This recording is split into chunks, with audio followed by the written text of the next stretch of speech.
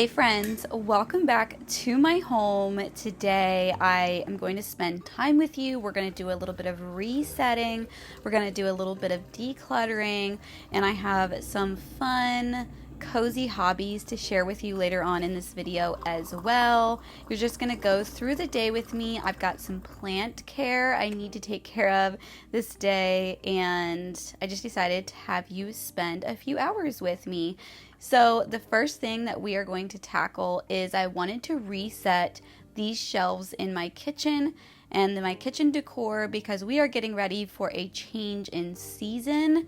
We're getting ready to have autumn and fall, and I had a few touches of summer that I had popped through these shelves that I decided to take down and get them put away. Up until now, I've never had a bin of like summer and spring decor. I always have like winter, Christmas, and fall, but not spring and summer. And this year I decided to invest in a couple of pieces just to bring spring and summer to my home.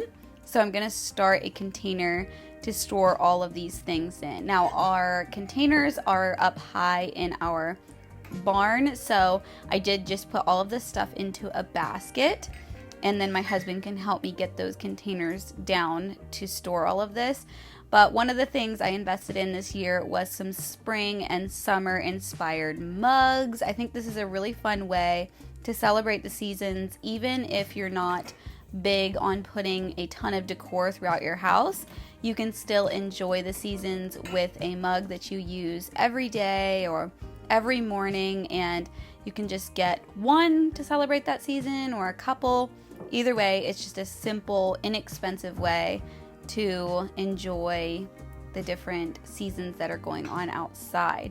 So I just tucked all of this away, and along with that little ceramic birdhouse I found thrifting. I think I showed you all that in a video this summer at some point. I just think it's so precious, and I am so excited to pull out fall, but I'm also excited to tuck this away and then pull it out next spring when I want more florally and light spring colors. Everything here seems like it could carry over into fall, so I'm just going to let it all here. My mom picked this up from a local coffee shop there in Florida. We live in central Pennsylvania, in case you didn't know, but my parents live in Florida. And she grabbed this for me at one of my favorite shops down there and brought it up for me this summer, and I just feel like it could carry into fall as well as summer and spring. It's just one of those timeless pieces that is so beautiful. I could use it to store something as well, which makes it a beautiful, useful piece as well as this basket. I have a hook area on the other doorway that leads into our living room, and I have a slightly larger woven basket or crocheted basket like this one, and we are a girl household. I have 3 girls, so we keep hair ties in these so that they're easy to grab and go. And this here I felt like could pass as more like a dried flower type thing. So I think I'm gonna leave all of this here, and maybe I'll add something to it when the fall decor comes out. Thank you to TOKIT AkuaPure water filter for sponsoring today's video. I have had personal experience trying to find a good, solid water filter, and I'm happy to back the TOKIT water filter. It is a reverse osmosis filtration system that removes 99.9% of over 1,000 contaminants with a 0.0001 micron accuracy. Not only does it remove contaminants, but it also has a strontium-rich mineralized filter that enhances the water taste and adds good health benefits. With this water filter, there is no installation needed, so all you have to do is plug and play, and you are able to take it anywhere. The longevity filter core offers remarkable cost savings, with each lasting up to 24 months. It includes 2 1.6 liter pitchers for easy swapping and cool, refreshing water. As someone who in the past has lived in homes where I don't have access to good, pure water. I am so thankful to be able to share this TOKIT water purifier with you. This is such an amazing machine, and it really does make water taste so delicious and so clean. And I love how it has a great dispenser. I'm able to easily access the amount of water that I want in a click of a button. I love that it has a pitcher that is detachable here. They have truly thought of everything. It actually comes with 2 of these pitchers, and I'm able to take this over to my kettle as I'm cooking. I'm able to set this on the dinner table so that the entire family has access to water. It is just a great thought out system that I cannot recommend enough. Along with the ease of accessibility, it also looks so stylish on my countertop. It really just blends in with my decor very seamlessly. I love this feature. I think that it's so smart to be able to dispense water into a cup as well as have the pitcher handy. With the smart control display, real-time TDS monitoring, low water reminder, and 4 volume options, you are able to quickly and efficiently use this water filter. TOKIT offers an after-sales support service. 1-year service and technical support is available via website or email. To check out TOKIT's AkuaPure water filter, you can find the link for it in the description box below. I really appreciate this system and all that it does to provide clean water, and I know that you will too. A task I really enjoy doing is taking care of my plants. I have so many different ones throughout the house, and they just bring life to our house. Just really makes the home feel like it's lived in.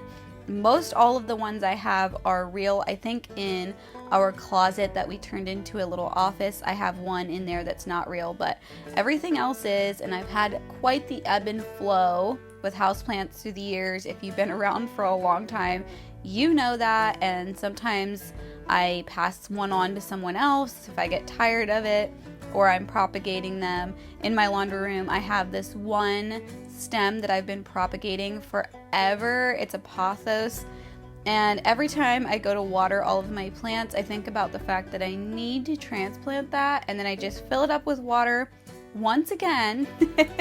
But the roots are really taking over that vase, and I need to get that transplanted soon. So maybe that can be a part of my fall project list, is to get that little guy transplanted. I also have a lot of plants in our sunroom / dining room area that, again, ebbs and flows. Last year I had a whole shelf of plants in here, and then I got tired of it. It was a little too overwhelming to take care of, so I passed a bunch of plants on to my neighbors to enjoy in their homes because I had propagated so many different ones. I even sent some down for my mom in Florida to get her indoor plants started in their house that they just had moved into last year.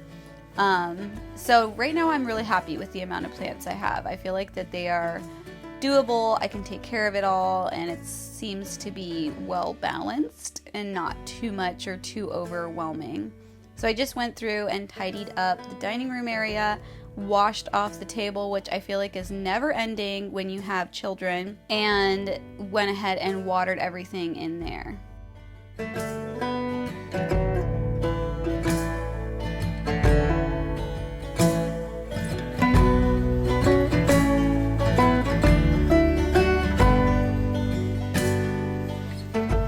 Okay, friends, so the level of procrastination I have gotten to in this next task is rather alarming. I have truthfully told myself, I don't know how many times in the last probably almost 2 months at this point, that I am going to eventually film doing this, and so hence it can just sit on the back burner. And even going to film this video today, I was like, oh, I'll just do it in another video, another week. We'll tackle it, for really no reason at all, other than I do not feel like doing this. So I'm about to eat some words. I'm about to eat some crow. I had, at one point this spring, going into summer, gotten my wardrobe down to 20 items, okay? And y'all, I hit some really good thrifting days as the summer unfolded and as we have now crept closer to fall. So I've been able to pick up a lot of sweaters, a lot of really cute fall pieces, and they are just overtaking our closet. I have some summer pieces that need to go, and I really don't want to go through it because I know that even the amount of fall things I have picked up / winter is not going to be the ideal amount. It's still going to be too much because I know I got too much stuff.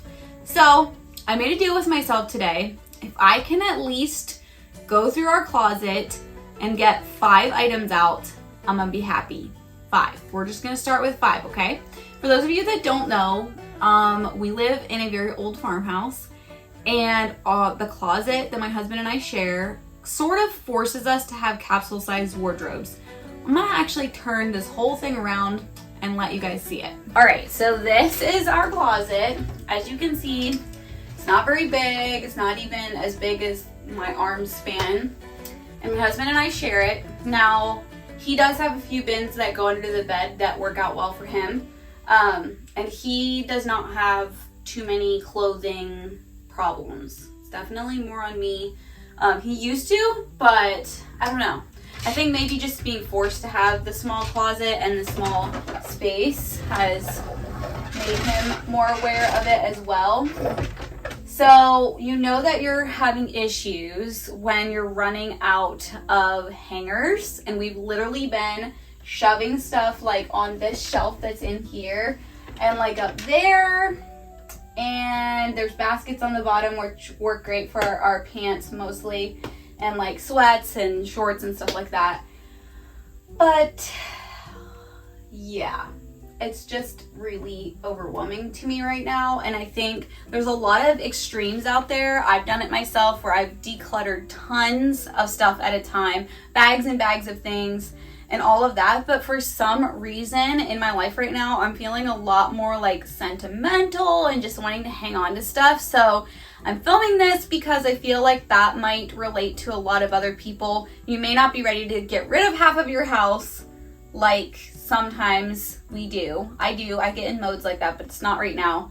And so that, I hope, relates to somebody out there on struggling, decluttering, and getting rid of stuff. So I'm gonna go ahead and do one good sweep through here, and hopefully I get 5 items just off of the first sweep through, and then maybe we'll get a little more nitty gritty. We'll see, but we're gonna see what we can find. I wanted to say that I feel like I've been getting more and more comfortable with my body shape as I get older. I think when you're younger, sometimes you have more insecurities, but as I get older, I feel like I'm learning to embrace the size I am at whatever stage of life. And so with that comes a bigger enjoyment for clothing. And I think that's another reason why I am having a harder time letting go of things, because I have a lot of stuff that I feel fits me well, and I see myself in a good light in those different sweaters and things like that. So I'm just enjoying my closet, if that makes sense.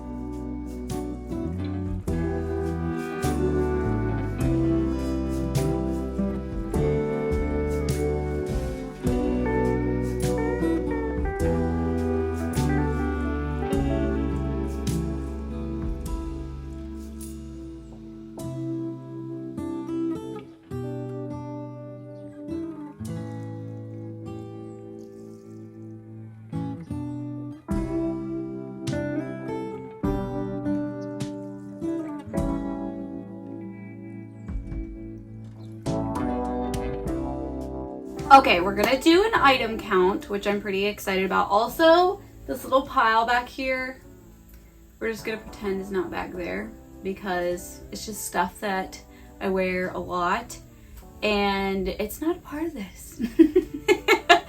All right, so fortunately enough, I was actually kind of excited to see this, but a majority of the stuff that's in here that I got rid of is because it was too big, and I bought it thinking it would fit me, and then it ended up being too big. So that's super exciting. But let's count how many pieces I have in here. So 1, 2, 3, 4, 5, 6, 7, 8. So we're already past our 5.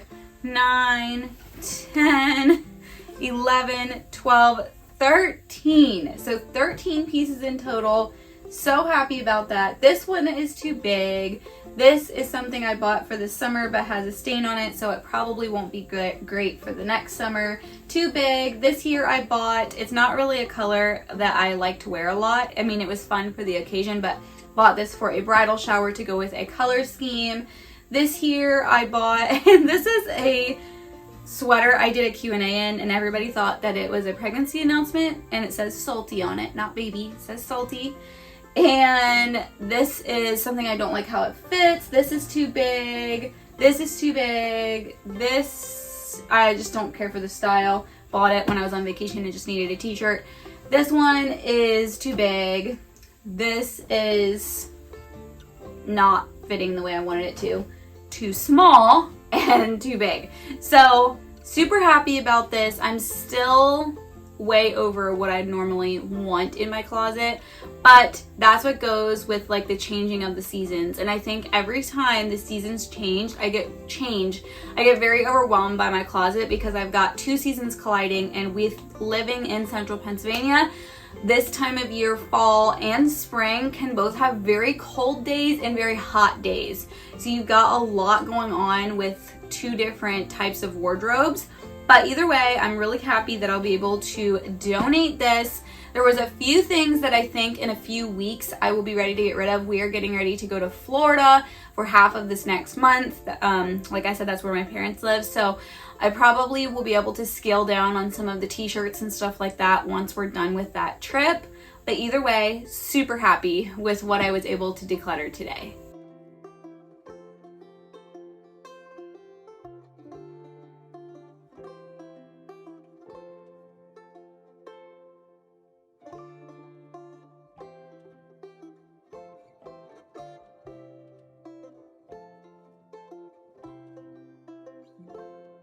Okay, this video has been a bit of a mismatch, but I'm just going with it because it's what I feel like filming this afternoon. There's something that has been so on my mind lately, and I feel like there's a niche for it out there, but that niche is very small for moms in general. So whether you're a mom or a grandmother or a busy homemaker of sorts, this might speak to you a little bit, but sometimes we can get so caught up in our whole world of all the things that we're responsible for that we forget about self-care and about things that just kind of give us a relaxing moment. So there is a big phrase out there right now, and it's called cozy hobbies, and basically it just means that it's something that you can do to relax and unwind. And I feel like there is a pretty big scale when it comes to cozy hobbies. So for example, there are people that like to bake, and in my opinion, that's pretty high on the scale of needing skill to know how to do, or often there's a lot of hobbies that are targeted towards women out there that do take a pretty big learning curve. So I have 4 cozy hobbies that take little to no skill, that are very relaxing, and you may have not thought about doing something like this for years. And so I challenge you to just give yourself a little bit of you time, a little bit of time to just unwind and sit down. And maybe it's not any of these 4, but this is gonna spark in you something else that you could do just to have some self-care, even if you're a homesteader, even if you are a mama that lives in the city, or maybe you are a 9-to-5 girl boss that doesn't have any kids but just needs a minute to sit and unwind. So I'm gonna pull out a few of these things. The first one is puzzles. I know you may not have done a puzzle since you were in 1st grade. Maybe you never did a puzzle growing up, but that is something that we have gotten into as a family in the last probably a year and a half. Last winter, I really picked up on it during the winter months, and puzzles are so fun. You can pair it perfectly with an audiobook. You don't need any special skill. You can decide if you want to do one that's 50 pieces or if you want to do one that is 1,000 pieces. You can really pick and choose. Plus, it's so fun to look at all the different themes. There's probably a puzzle for everything under the sun. And we love to do puzzles that go with the season or maybe even commemorate something that we did. For example, we did a family camping trip this year, and my mom bought us a 1,000-piece puzzle that is a chaotic campground. It's so funny and has so many little Easter eggs in it and is really fun to do. So we love to listen to radio dramas and other things like that while we do it. You can obviously even watch a movie while you're putting a puzzle together, or simply just sit and converse with family and friends. Okay, number 2 is something that I've gotten really passionate about, and that is coloring. I know it seems like it's a younger crowd idea. You're gonna do it with your younger kids, but obviously in the last couple of years they've come out with a lot of adult coloring books, which has led to adult coloring and this whole new world of it. And I think as moms, it's one of those things we don't really think of very often that we could be doing as well. And I do challenge you that if you don't enjoy colored pencils or crayons, to try markers. Recently, I got myself a nice big set of markers. Not that I don't love my colored pencils. In fact, I have a really cute binder type system for my colored pencils that I found on Amazon. That process of finding a organizer that I really enjoy and think is adorable was fun too. It's my own little thing, separate from my children's things. And I'm really speaking to this because I do homeschool, so obviously I'm helping them with arts and crafts a lot of times, but to take time for myself and sit down and really enjoy that is just a whole other step. And again, you can listen to music, you can listen to an audiobook, very low skill type of a hobby, and I think it's great for moms. I wanted to insert into these little hobbies that I chose things that don't need constant upkeep. I did mention baking as a hobby, and some people really love that. Another hobby that a lot of women get into is gardening. And not that there's nothing bad about gardening, but if you're looking for something to relax and unwind, sometimes gardening can be really stressful, and it's something that if it's not tended to, obviously your plants are going to die.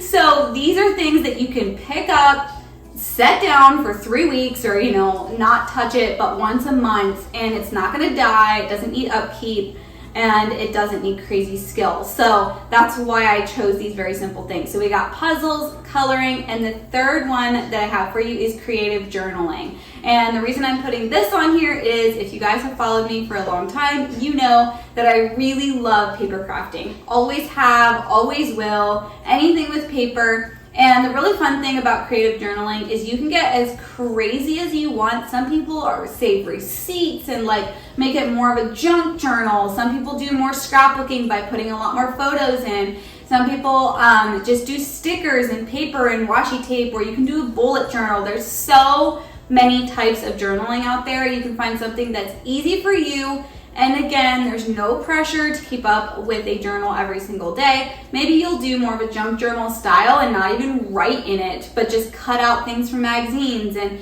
tape them in. There's just something so fun and freeing about being creative on paper. And I think as we get older, sometimes we lose touch with that. And going back to those arts and crafts roots when you were a kid that you loved so much.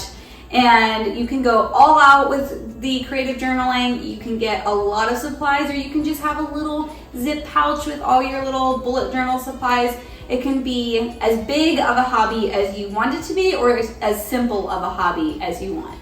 The last hobby that I'm going to pull out is reading. And before you shove me out the door for suggesting this, you might say, I already read. I'm a big reader. If you are a Christian mama and you love all of the mothering books, or maybe you're a single girl and you're into reading, being a godly woman, being single, all of that, I get it. I've been there, been that kind of lady for many years.